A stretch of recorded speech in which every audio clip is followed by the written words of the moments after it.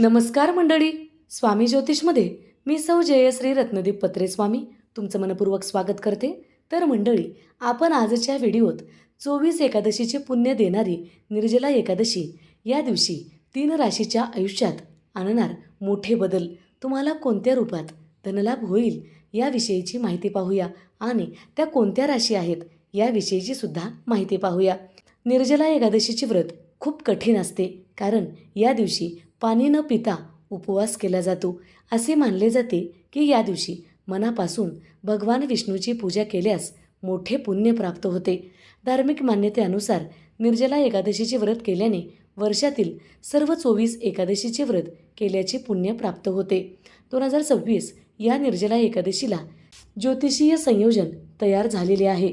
लक्ष्मीनारायण योग, जो धन, सौभाग्य आणि समृद्धी वाढवणारा एक अतिशय शुभ योग मानला जातो. या योगाच्या प्रभावाने प्रत्येक शरीरावर कोणत्या ना कोणत्या स्वरूपात त्याचा लाभ दिसून येणार आहे. पण काही राशीसाठी हा काळ अतिशय उत्तम असणार आहे, तर काही राशीसाठी हा काळ सौम्य असणार आहे. ज्योतिषशास्त्रात जेव्हा शुक्र आणि गुरु किंवा शुभ ग्रह विशेष स्थितीमध्ये येत असतात, तेव्हा लक्ष्मीनारायण राजयोग तयार होतो. हा राजयोग जीवनात स्थिरता, संपत्ती, यश आणि सामाजिक प्रतिष्ठा वाढवणारा मानला जातो. जेव्हा असा योग निर्जला एकादशीसारख्या पवित्र दिवशी तयार होत असेल, तर तेव्हा त्याचा प्रभाव अधिक शक्तिशाली मानला जातो. या दिवशी पूजा, उपवास, दान केल्याने व्यक्तीच्या जीवनात सकारात्मक ऊर्जेचा प्रवाह वाढू लागतो आणि रखडलेल्या कामात गती मिळू लागते. तर कोणत्या आहेत त्या भाग्यवान राशी जाणून घेण्याआधी चॅनलला सबस्क्राईब करा, बाजूच्या घंटीला ऑल करा. त्यामुळेच मी टाकलेले असेच नवनवीन व्हिडिओज तुम्हाला पाहता येतील. तर मंडळी, पहिली रास आहे मिथुन रास. तुमच्यासाठी हा काळ प्रगतीचा संकेत घेऊन येऊ शकतो. नोकरीत नवीन जबाबदाऱ्या मिळण्याची शक्यता असून कामात सुधारणा दिसून येईल. व्यवसायाशी निगडीत लोकांनाही लाभाची संधी मिळणार आहे. खूप दिवसापासून रखडलेली कामं आता पूर्ण होणार आहेत, ज्यामुळे मानसिक आराम आपणास मिळणार आहे. पुढची रास आहे सिंह रास.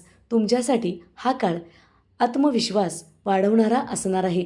तुम्हाला तुमच्या करिअरमध्ये मोठी संधी मिळणार आहे आणि तुमच्या मेहनतीचे चांगले परिणाम दिसून येणार आहेत. तुम्हाला कुटुंबाकडून सहकार्य मिळणार आहे. समाजात मानसन्मान वाढवण्याची शक्यता आहे. गुंतवणुकीत आणि योजनेमध्ये लाभ होण्याची चिन्ह आपणास दिसून येत आहेत. तिसरी रास आहे धनुरास. तुमच्यासाठी हा काळ आर्थिकदृष्ट्या मजबूत होण्याचा संकेत देऊ शकतो. उत्पन्नाचे नवीन स्रोत उघडू शकतात. व्यवसायात विस्तार होण्याची शक्यता आहे. विद्यार्थी आणि स्पर्धा परीक्षेची तयारी करणाऱ्या लोकांनाही चांगले निकाल मिळण्याची शक्यता असणार आहे. कौटुंबिक जीवनात शांतता आणि संतुलन राहणार आहे. या 3 भाग्यवान राशी आहेत ज्यांना निर्जला एकादशीपासून लक्ष्मीनारायण योगाचा फायदा होणार आहे. जर व्हिडिओ आवडलेला असेल तर नक्की लाईक करा, शेअर करा, सबस्क्राईब करा, बाजूच्या घंटीला ऑल करा. त्यामुळेच मी टाकलेले प्रत्येक व्हिडिओ तुम्हाला पाहता येतील. धन्यवाद. हर हर महादेव.